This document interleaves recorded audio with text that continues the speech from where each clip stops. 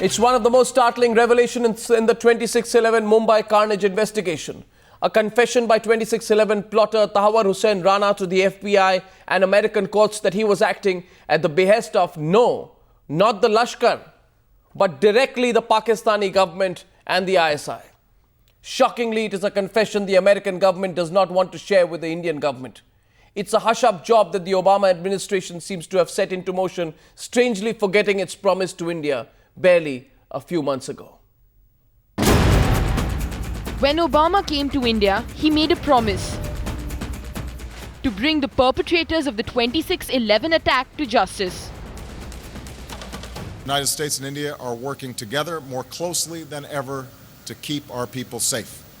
And I look forward to deepening our counterterrorism cooperation even further.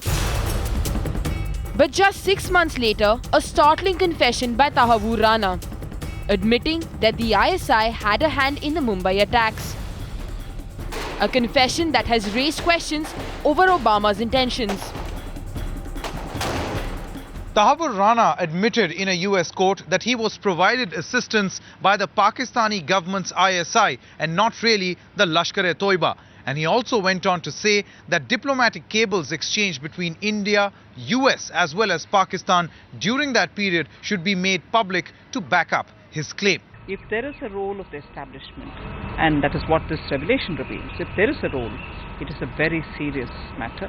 And both the US government, in its own capacity, and the Indian government, independently from that, have to be very keen on and serious on tackling terror.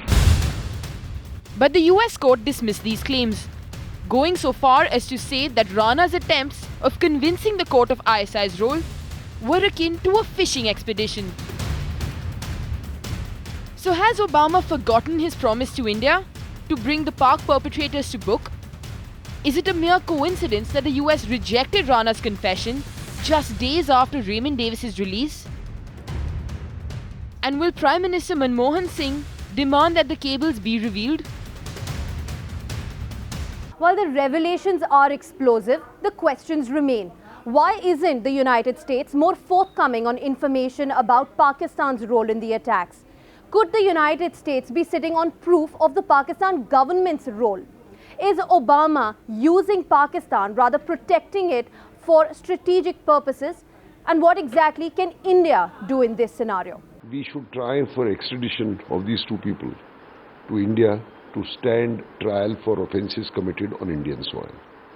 Now that can await the judgment of the US court. We could try and become a party to the US court in the US case by telling the judge in Chicago that government of India is keenly interested. He is a man whose actions have killed more than 100 Indians.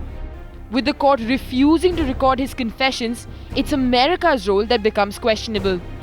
Does the US have something to hide? Bureau Report, Times Now.